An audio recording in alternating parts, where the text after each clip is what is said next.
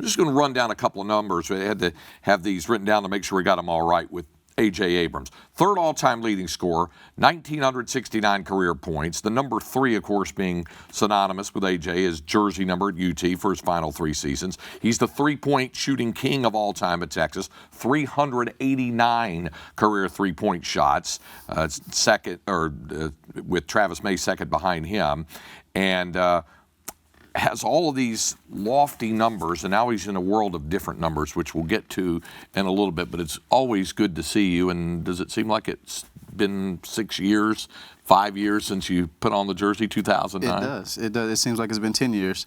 Only because, I'll tell you a story. I went to play basketball the other day at my wife's Lockhart. She's a coach at Lockhart.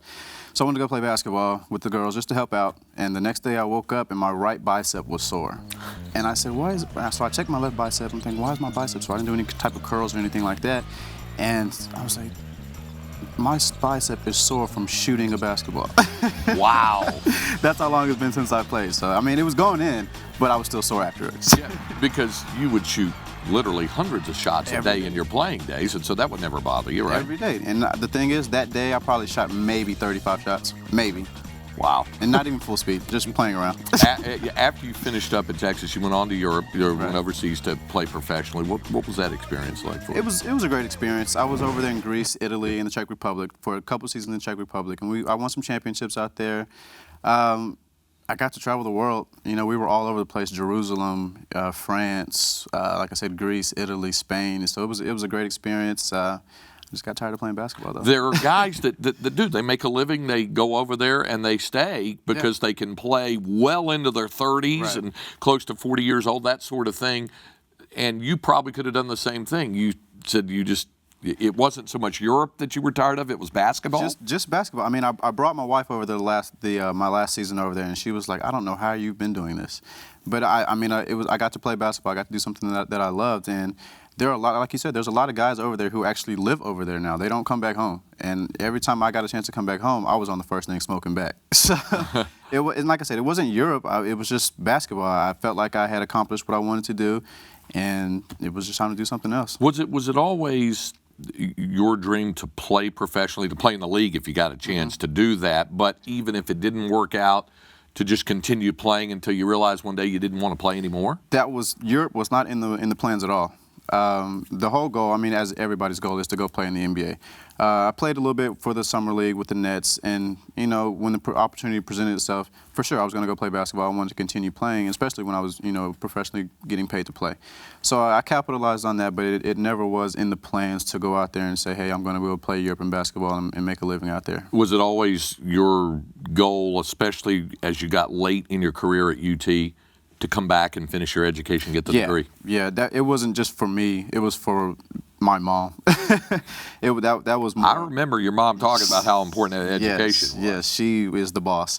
And so that was more for her, just to come back and finish and to set myself up to be successful after basketball. And you can't go anywhere without that piece of paper. And when it has the University of Texas going across it, can't beat that. So it was never it was always kind of in the back of your mind, even when you were playing overseas, also, I got to get back and finish the degree. Yeah, for sure. It was never a point in time where I was thinking I'm not going to go back and finish. That was, the ball's going to go, the air's going to go out of the ball sometime, and you have to have something to fall back on. And I was fortunate enough to have, to come back to the University of Texas and finish. And so it was never not in the plans to go back. I've talked to a lot of athletes, former athletes at Texas, who finished their playing career at Texas, had not completed their degree, went on to play pro sports, and then came back. And I get a variety of stories of what it's like when you come back to finish the degree, whether you're sitting in a classroom with a bunch of kids that are younger than you, the other stuff that you have to do. What was that experience like? You're more focused because now you're there because you want to be. I shouldn't say that because you want to be, because you have to finish.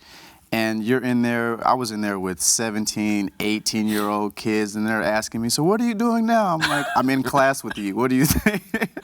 So, I mean, it's a different feeling, but you're more focused because you know what you have to do. So the labs you take a little bit more seriously because you know you want to finish, and there's a goal that you want to do, and once you finish, now real life starts. I would imagine your professors probably appreciate it because they know when they have some older students in there, they're in there, like you say, with that focus, that direction, that purpose to get done. Right. You're on time is being early, and so that was.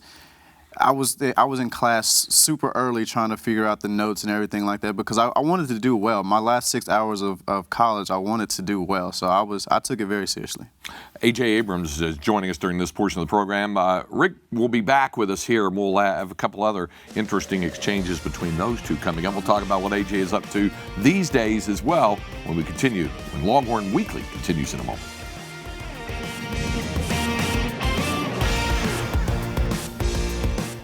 I'm just going to guess. You tell me if I'm wrong. That's not my favorite A.J. Abrams highlight. My favorite one is him getting it down the floor and getting it to Kenton Paulino for the shot to beat West Virginia and Atlanta in the Sweet 16. Yeah, but I missed that stroke. Boy, that looks good. A.J.'s one of those guys. And again, if you look at his shot and you put Steph Curry's shot right there beside it, they're very similar in the fact that I think that when they were younger, they both knew had to get the shot off quick, and I don't know. Look at that. That's quick. He needed very little separation and very confident with it. But yeah, I remember the West Virginia game. We said we're going to get it and go.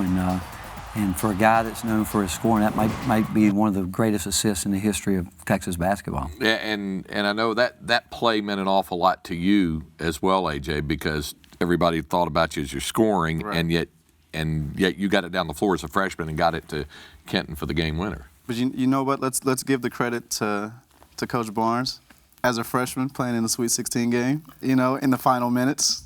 Why I was in the game, I don't know, but hey, it worked out. I can remember that last time out on the floor. You know, you just had the feeling that they were going to make another three. But right. Pittsnoggle, one of those guys, and I said, look, if he makes his three, we're not going to call a timeout. Let's get it out. Let's just run it right back up their butt.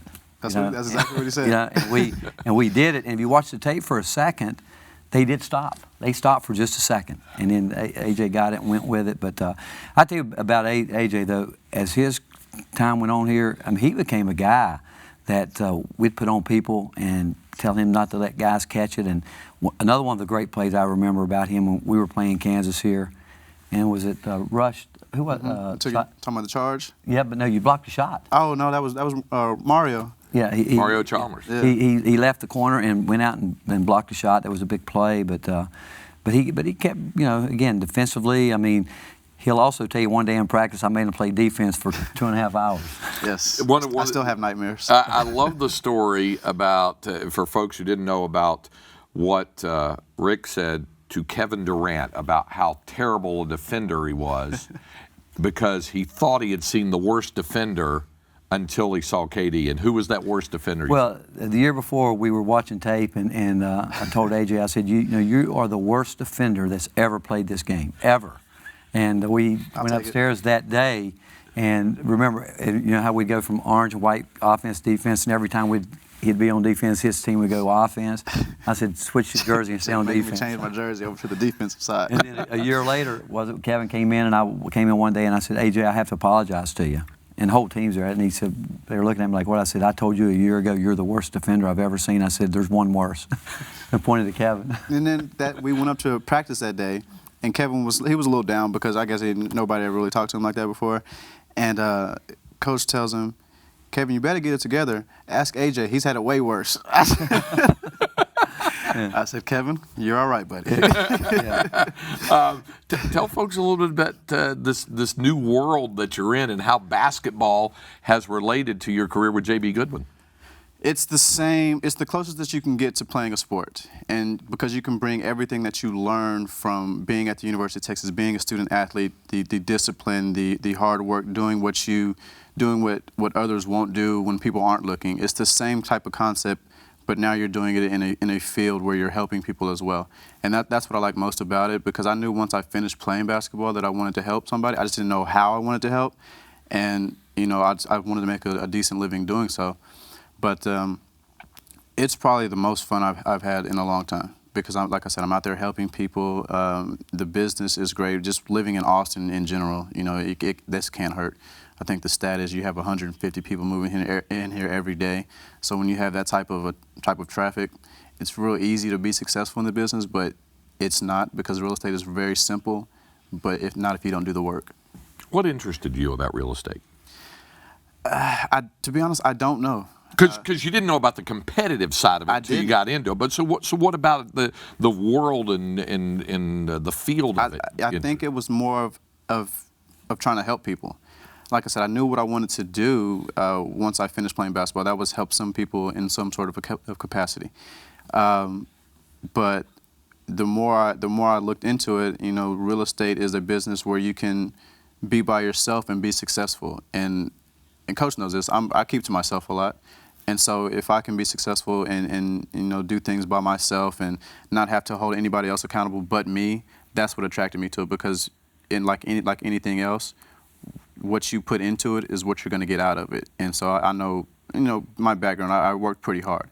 And I know if I keep working hard at this, I'll get to the level that I want to be. Could you have seen him in the world of real estate? Well, I'm sitting here looking at him, and I see how back then he wanted to wear those baggy pants. Right. Wearing all this, what are these, tight? European cut. European cut. European cut. But did you ever miss a game? I missed one against North Texas. Well, I don't You know. made me sit out. Oh, really? Why? Because my toe was hurt. Oh, okay. Yeah, but he I don't remember because he was, everybody always tried to bully him, and he was, tough, but they couldn't catch him. It's one of those deals you can't hit what you can't catch. But I was thinking about it because I know how hard he worked at basketball and how much time he put in it, and I got to ask you because I talk about it all the time, shooting, and I do think that it's an unbelievable art. But I know your dad early got you shooting it and shooting it quick, but if you were talking to young people today, and I heard you mention earlier that you went over with your wife and was there practicing, what would you tell them about shooting? The first thing I would tell them is to do it the same thing, do it the same way every time. Second thing is repetition. You have to get in there. It doesn't happen overnight by any means. So the more you do it, of course, the better you get at it. But you can't do it not being at game speed. Everything has to be the same. And I know Chris Ogden gave me the biggest compliment. I forget what year it was. He goes, AJ shoots it the same way every time, whether he's just playing around or it's in a game. And that's because I know I wanted to make every shot.